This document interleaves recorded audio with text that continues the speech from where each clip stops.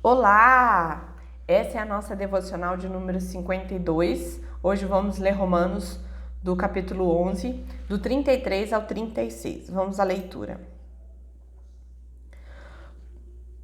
Ó profundidade da riqueza, tanto da sabedoria como do conhecimento de Deus! Quão inexplicáveis são os seus juízos e quão insondáveis são os seus caminhos! Pois quem conheceu a mente do Senhor? Ou quem foi seu conselheiro? Ou quem primeiro deu a ele alguma coisa a Deus para que isso lhe seja restituído? Porque dele, por meio dele, para ele são todas as coisas. A ele seja a glória para sempre. Amém. Com certeza você já ouviu essa passagem, né? Mas nós estamos aqui nos últimos versículos do capítulo 11 de Romanos, né? E esse estudo, ele finaliza, né, essa primeira grande parte da carta aos Romanos, né? A primeira parte é onde Paulo ele é mais doutrinário, né? E a segunda parte mais prática. Paulo segue essa mesma disposição, né, em suas demais cartas, né? Mas quando a gente fala que a segunda parte temos mais prática, não significa que não tenha doutrina. E também não significa que a primeira parte, que é mais doutrinária, não tenha prática, né? Todos os estudos nós estamos tirando aplicação, então a prática em tudo. Pois não podemos separar as duas coisas, né? Não podemos separar Paulo mestre do Paulo pastor, né? Essa é apenas uma distinção didática, né? Estudamos anteriormente, nos capítulos 9, 10 e 11, o papel de Israel no plano da salvação. Então, na leitura que nós vimos hoje, nesse estudo, Paulo ele vai concluir, né, fazendo uma doxologia. E doxologia significa uma expressão de louvor, de adoração, né? Que geralmente é o resultado do autor bíblico quando ele, depois de falar tanto sobre as maravilhas de Deus, né, chega a um estado de perplexidade. Então, vamos estudar cada versículo. Versículo 33. Ó profundidade da riqueza, tanto da sabedoria quanto do conhecimento de Deus. Quão insondáveis são os seus juízos e quão inexplicáveis são os seus juízos e quão insondáveis os seus caminhos. Bom, a admiração, né, da sabedoria de Deus no plano da salvação, essa é a primeira parte em que Paulo expressa nessa leitura que nós fizemos. E dentre essa leitura, né, desses versos que nós acabamos de ler aqui, desse 33, Paulo faz 3 declarações. Nós vamos analisar aqui essas 3 declarações, né? Antes disso, é importante lembrar o que estava atrás dessa admiração de Deus, que é todo o estudo que nós fizemos até o dia de hoje, né? Tudo que já foi dito, né? Todos pecaram e carecem da glória de Deus, e como Cristo se torna mediador e faz a correlação entre os descendentes de Adão e os descendentes de Cristo. Ele fala então da vida no Espírito, a liberdade do pecado, da lei, e por fim ele fala do plano de Deus para Israel. Então vamos lá, parte a parte a gente tem que entender. Ó profundidade da riqueza, tanto da sabedoria como do conhecimento de Deus. O conhecimento de Deus é o saber de Deus, conhecimento que Deus usa no seu plano de salvação, né, que na mente humana parecia impossível. Então nós vamos ver alguns aspectos.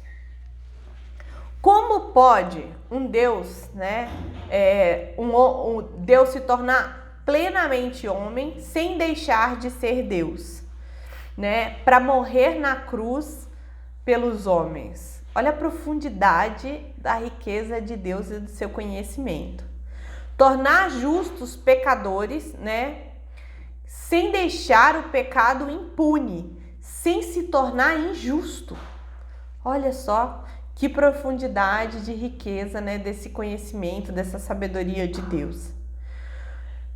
Eleger e predestinar quem ele quis, sem com isso ser injusto ou fazer acepção de pessoa. Olha aí de novo a profundidade da riqueza que tem, né, nessa sabedoria e no conhecimento de Deus. Conquistar e vencer o pecado e a morte para garantir que no novo céu e na nova terra uma eternidade livre, né, da morte e do pecado, sendo o segundo paraíso superior ao primeiro. Que profundidade das riquezas, tanto da sabedoria como do conhecimento de Deus. Relacionar-se com os homens, com as escolhas dos homens e fazer com que no final tudo aconteça exatamente como ele havia determinado. É a profundidade da riqueza, da sabedoria e do conhecimento de Deus. Fazer com que a desobediência de um povo, os judeus, se tornasse uma oportunidade de levar a salvação aos outros povos. Novamente, a profundidade da riqueza, da sabedoria e do conhecimento de Deus. A sabedoria e o conhecimento de Deus é por demais profunda, a ponto de fazer Paulo cair.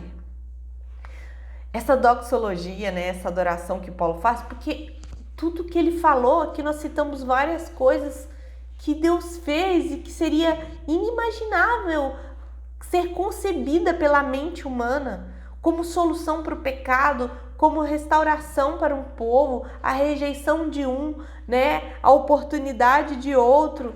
Isso é a profundidade da riqueza, tanto da sabedoria quanto do conhecimento de Deus. Então, ainda no verso 33, ele faz outra declaração. Ele declara assim: quão inexplicáveis são os seus juízos, né?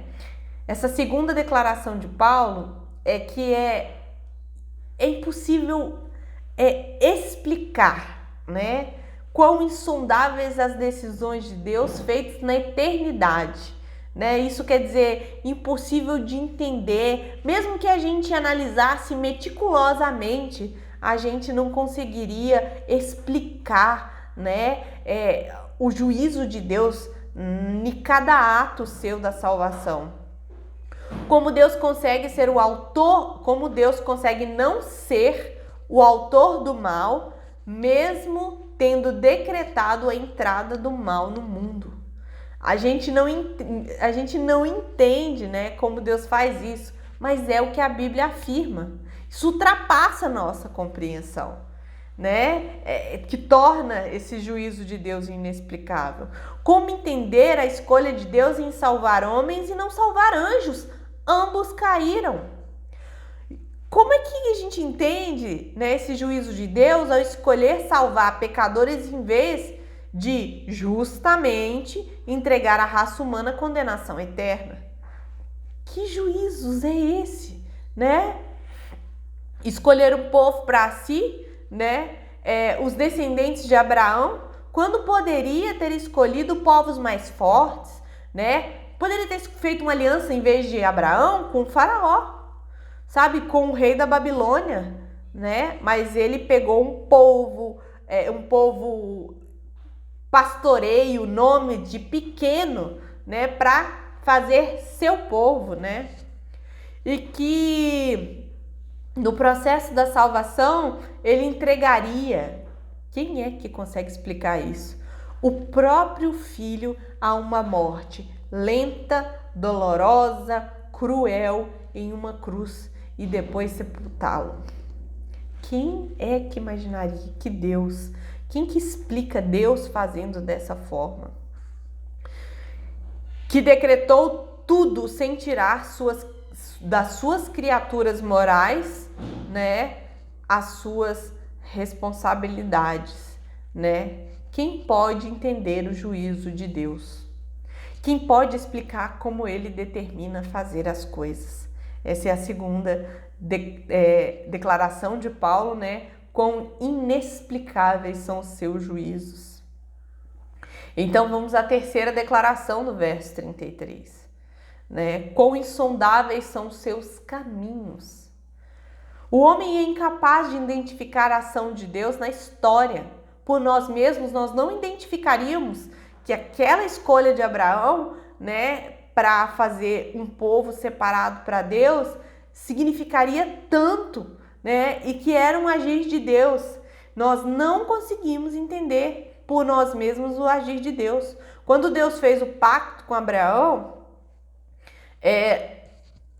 a gente não entender a lei, a gente não entender os profetas no que eles falavam, a gente ia chegar no tempo de João Batista e não iria entendê-lo também, né? A gente não ia reconhecer o Messias e a gente não entender o significado, o surgimento da igreja, a gente não entender nada que Deus faz na história. Essa que é a verdade. E aqui a gente pode citar Isaías, né, 55, 8 e 9, que diz assim: porque os meus pensamentos não são os vossos pensamentos, nem o vosso caminho, os meus caminhos, diz o Senhor. Porque assim como os céus são mais altos do que a terra, assim são os meus caminhos mais altos do que os vossos caminhos, e os meus pensamentos mais altos que os vossos pensamentos. Os caminhos de Deus são inescrutáveis, né? A gente não consegue sondar, né? Perceber, identificar a ação de Deus na história. E diante de um ser que não conseguimos explicar, sondar, entender, o que acontece? A gente não sente vontade de nos afastar desse Deus inescrutável, insondável, né, que a gente não consegue compreender plenamente o que ele faz. Pelo contrário, a nossa alma, ela se sente atraída, o nosso ser se sente atraído, né? A gente se curva diante desse Deus, a gente submete a nossa alma a esse Deus, né? Isso não nos afasta dele, só nos aproxima. Ver tamanha sabedoria, quão rica, quão insondável, que caminhos inexplicáveis, né? Então isso só nos atrai ao nosso Deus, essas características tão dele, né? E no verso 34, que eu vou ler aqui, pois quem conheceu a mente do Senhor? Ou quem foi seu conselheiro? Aqui Paulo está citando, né, essa parte, Isaías 40, 13 e 14. E na segunda parte ele está citando também uma passagem de Jó. Então vamos ver parte a parte aqui desse verso 34. Pois quem conheceu a mente do Senhor? Paulo conhece a supremacia de Deus e este plano perfeito aponta para a soberania de Deus, né? Quem guiou o Espírito do Senhor ou como seu conselheiro o ensinou? Com quem tomou ele conselhos, que lhe desse entendimento e lhe ensinasse o caminho do juízo, e lhe ensinasse conhecimento e lhe mostrasse o caminho do entendimento? Quem? Isaías 40, 13 e 14. A resposta para essa pergunta? Ninguém. Além de ser finitos, né, nós humanos ainda somos pecadores, o que limita ainda mais a nossa capacidade de compreender a Deus. E aí mais, né? Ou quem foi seu conselheiro?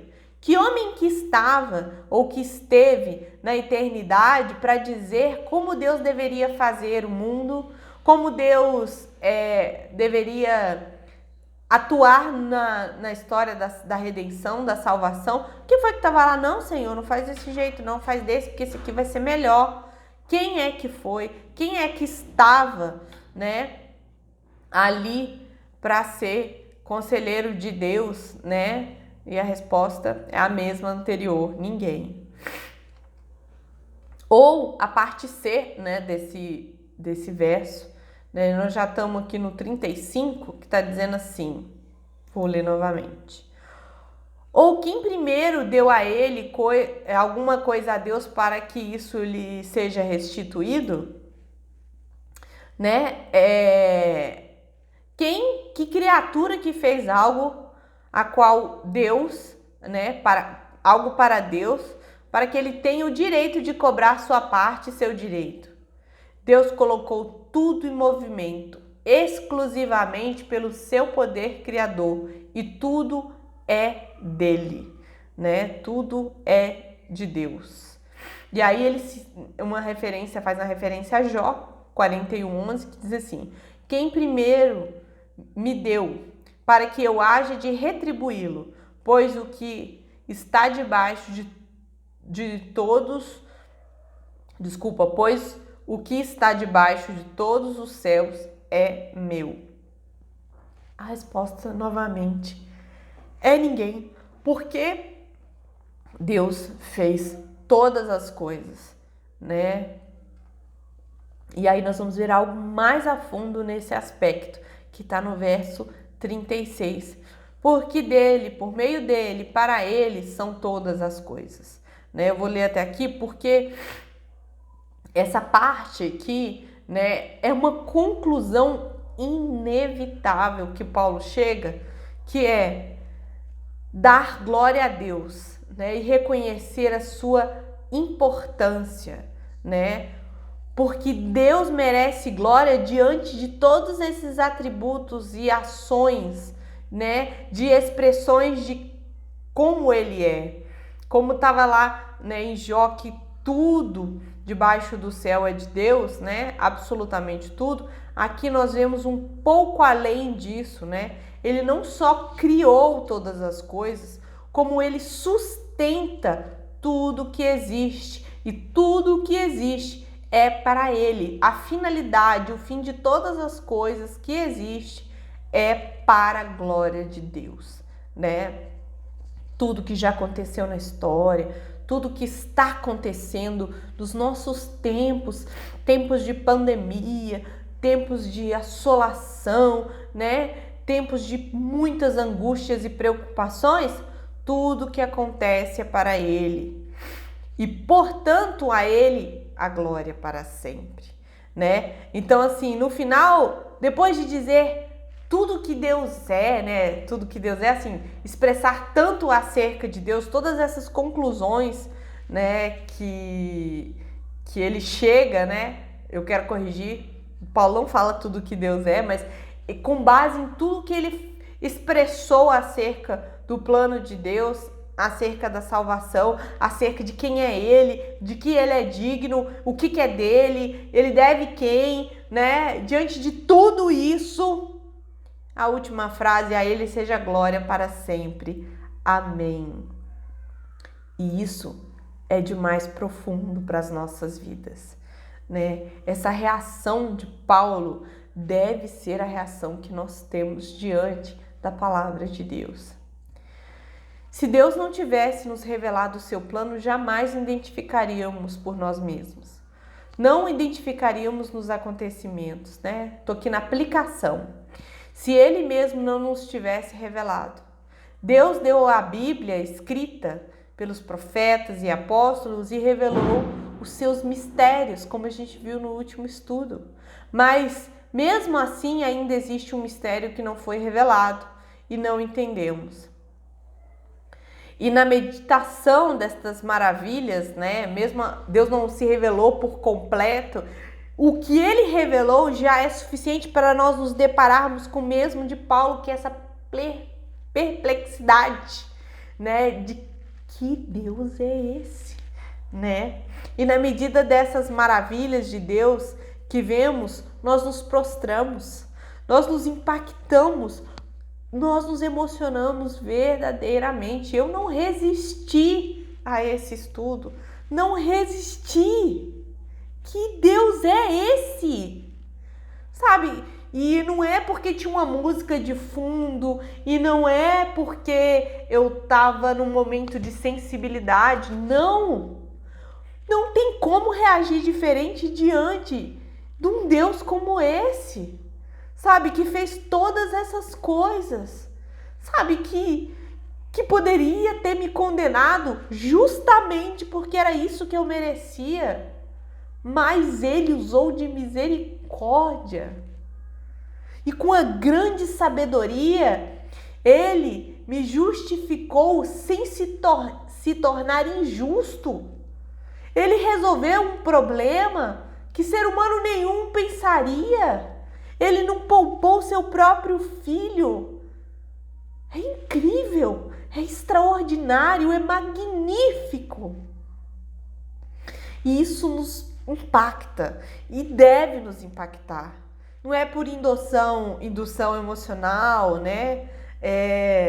Não é porque tem uma coisa misteriosa, né? Assim, de sobrenatural, né? Não! É Deus expressando quem Ele é, o que Ele fez na sua palavra. Isso é o que deve nos mover como cristão. Ser impactados com tamanha maravilha e mudar de vida, pois mexe com o que há de mais íntimo em nós. Com isso, deveríamos fazer muitos homens calar a boca, pois julgar a doutrina da predestinação e como Ele fez o caminho da salvação, né? Quem somos nós para querer entender plenamente a forma que Deus pensa e age? O que me atrai, né, ao caminho de Deus é que não consigo compreender plenamente. Embora eu não o entenda plenamente, né?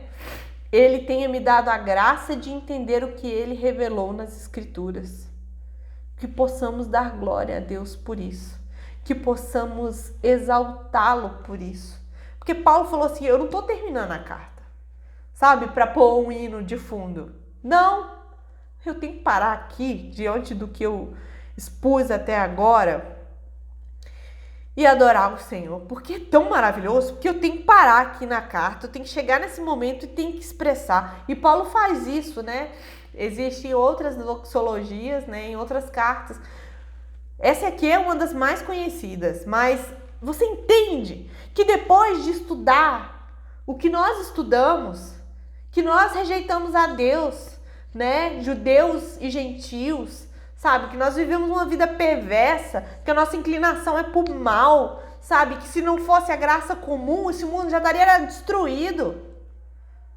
E que Deus não terceirizou a solução, Ele mesmo enviou o seu Filho. E Ele derramou o cálice de sua ira, Ele satisfez justiça e nos fez justos no seu Filho. Que Deus é esse? Que profundidade da riqueza e do conhecimento de Deus. Como é que eu poderia sondar seu juízo porque Ele decidiu fazer como fez? Como é que eu posso julgar ou sugerir outras formas diante dos caminhos que Ele conheceu? Quem sou eu? Onde é que eu estava quando tudo foi criado? Quando eu pude aconselhar Deus acerca da criação e da redenção? Eu não tenho nada, eu não sou ninguém, eu não poderia fazer nada em absolutamente. Porque dele, por ele e para ele são todas as coisas. Adoremos esse Deus. A ele seja a glória eternamente. Amém. Vamos orar. Senhor, nós te louvamos, porque diante desta palavra, diante da tua revelação, Deus, é impossível não te louvar. É impossível nos deparar diante de tal magnitude, de tal maravilha, de tal riqueza e sairmos do mesmo jeito e não mudar a nossa vida e não mudar a nossa forma de agir, de pensar diante de Ti, Senhor. Reconhecemos que nada somos e que o que temos de Ti é graça, favor imerecido. A Ti damos louvor, glória. Ensina esse coração pecador a cada dia Te louvar com os meus pensamentos, meus sentimentos, as minhas palavras e as minhas atitudes. Para que eu não Te adore só aqui e agora, mas na eternidade. Amém.